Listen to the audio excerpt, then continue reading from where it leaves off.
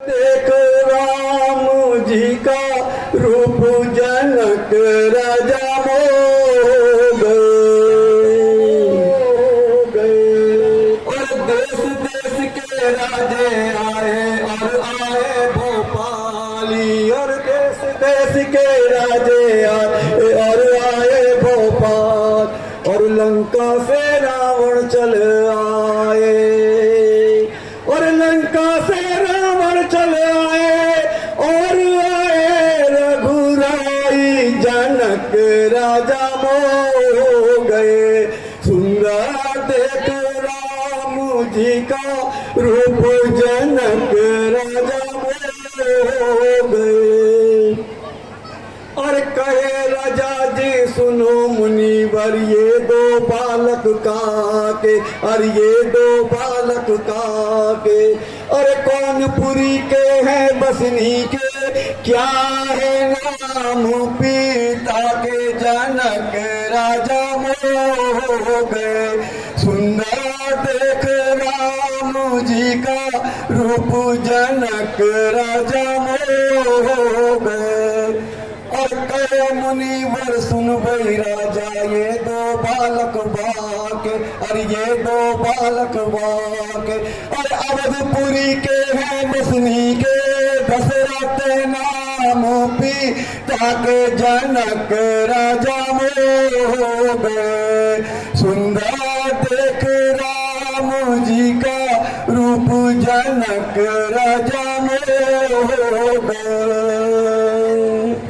और जो ही राम ने कसनी कसाई सिया गई कुमलाए और सिया गई कुमलाए और भरी धनुष शिव शंकर जी का उठते हैं के नाही जनक राजा हो गए और टूटा धनुष तर बोला भूमि गई थर्राए और भूमि गई थर्राए अरे तुलसीदास आचार्य बन के सेवा कर मैं जीते लाए जनक राजा हो गए।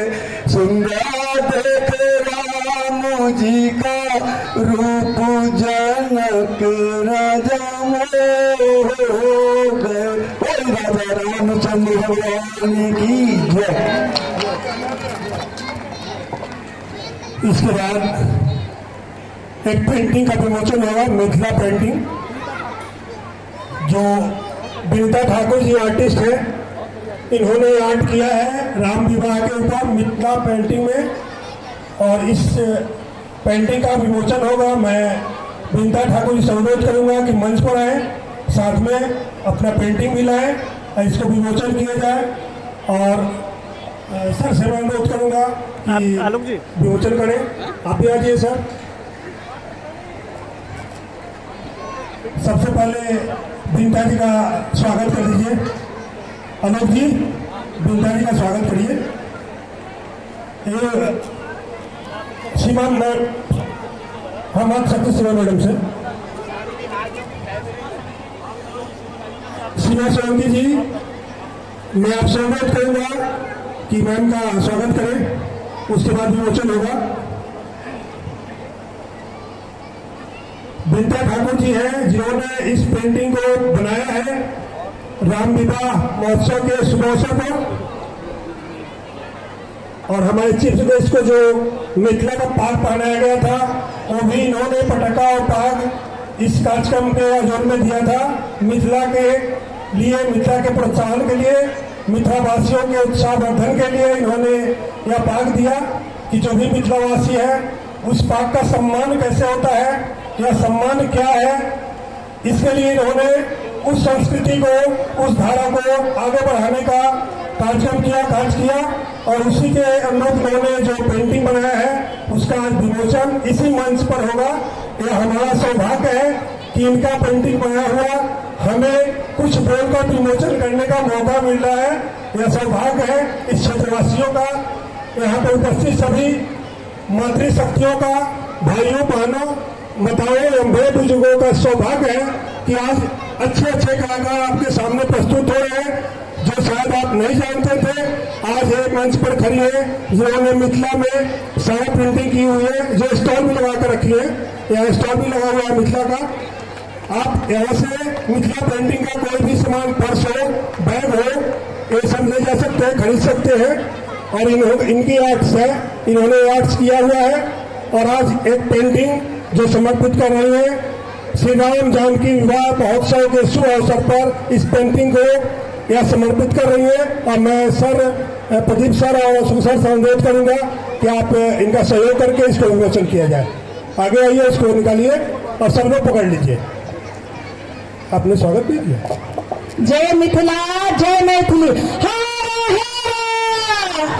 ये बहुत गर्व की बात है कि हमारी मिथिला की बेटी इतना सुंदर राम विवाह का उन्होंने तैयार किया है श्री राम जी का। एक मिनट बोलो, जय मिथिला, जय मैथिली। हमें मिथिला के बेटी छी, अहाँ का बहुत बहुत बधाई है। कम से कम आशीर्वाद दे दीजिए ताली बजा के। बोलो जय मिथिला, जय मैथिली।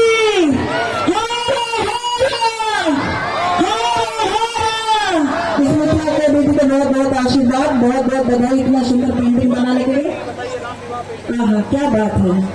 राम सीता विवाह, राम दरबार, इतना सुंदर दरबार, अहाँ का बहुत बहुत बधाई है। अहाँ आगे बढ़ू। चलो, जय मिथिला, जय मैथिली। जय श्री राम, जय श्री राम। जितनी भी क्षमा करो तो हाथ उठा के जय श्री राम।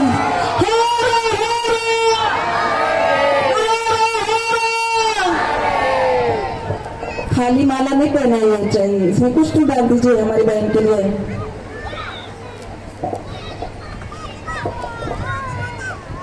बहुत ही सुंदर देश, यह मिथिला की कलाकारी इस पेंटिंग में आपको दिखा। बिल्कुल राम दरबार बना हुआ है और हर चीज अंकित है। राम, लक्ष्मण, भरत, शत्रुघ्न, राम, लक्ष्मण, हनुमान जी, ये सारे देवता जो राम दरबार में लगता है, सारे उस पेंटिंग के जरिए उन्होंने चित्रित किया है। और बहुत ही सुंदर पेंटिंग, बहुत ही अच्छा। एक और पेंटिंग है सर,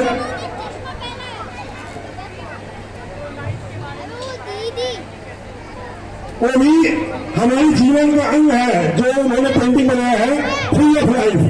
लाइफ को कैसे जिया जाए उस आधार पर इन्होंने पेंटिंग बनाया है।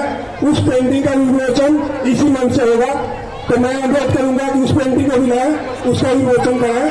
फ्री ऑफ लाइफ, जिंदगी में क्या हो सकता है, किस चीज की जरूरत है, उस पर इन्होंने एक चित्र बनाया है, एक पेंटिंग बनाई है।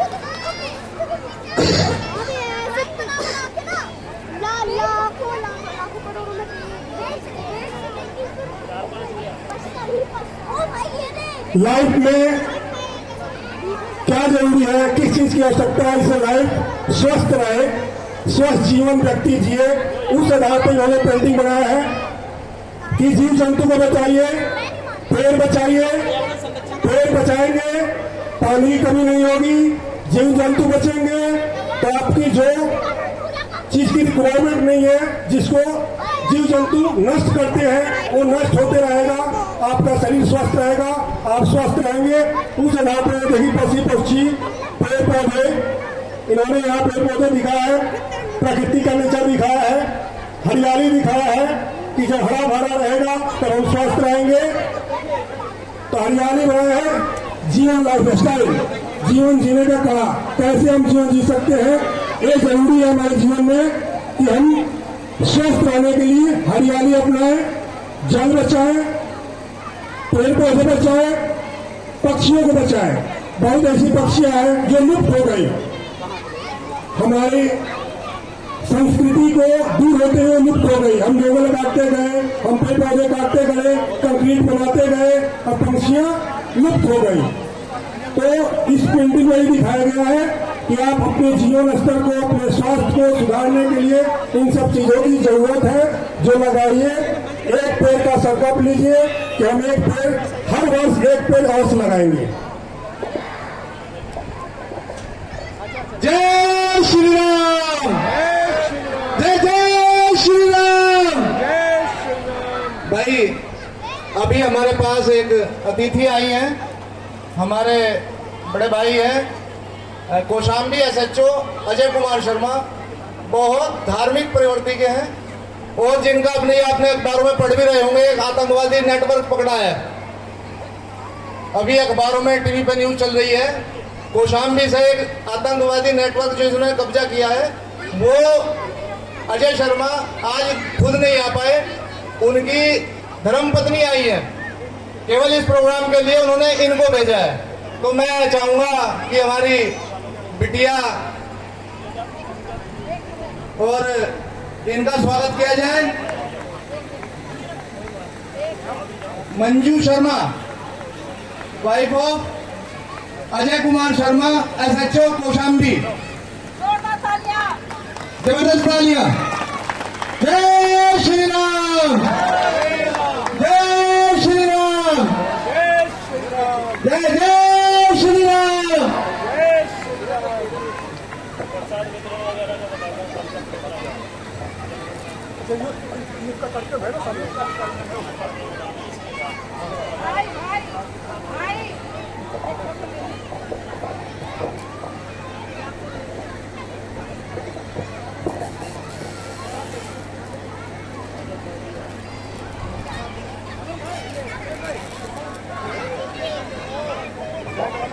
हेलो,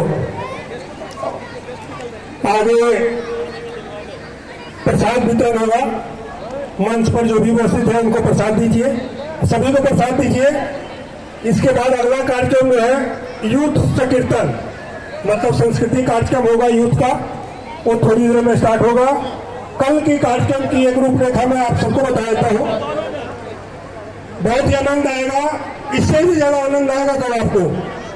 अगर कार्यक्रम में आप 12 बजे से उपस्थित होना है, कल 12 बजे से मोस्टली कार्यक्रम स्टार्ट होगा और शाम को 3 बजे बारात यहाँ पहुंचेगी और बारात पहुंचने के बाद बारात का स्वागत हम सभी को करना है, अभी लोगों को करना है। और जैसे विवाह होता है वैसे ही विवाह होगा। जैसे आज में धनुष का कार्यक्रम, धनुष यज्ञ का है, उसी तरह से विवाह का कार्यक्रम भी संपन्न होगा। बहुत ही आनंद आएगा, बहुत ही हर्षोल्लास से आएंगे। तो आप 12 बजे, कल 12 बजे आइए और इस कार्यक्रम का आनंद लीजिए। माँ जानकी और श्री रामचंद्र के विवाह महोत्सव में बहुत ही सुखमय व्यक्ति होगा, उसको सौभाग्य होता है कि प्रभु श्री राम और माता जानकी के विवाह में हमने शिरकत किया, हमने उनके विवाह महोत्सव को देखा। तो कल 12 बजे से कार्यक्रम रहेगा विवाह का, जिसमें बारी बारी से हर कार्य को बताया जाएगा, कहा जाएगा।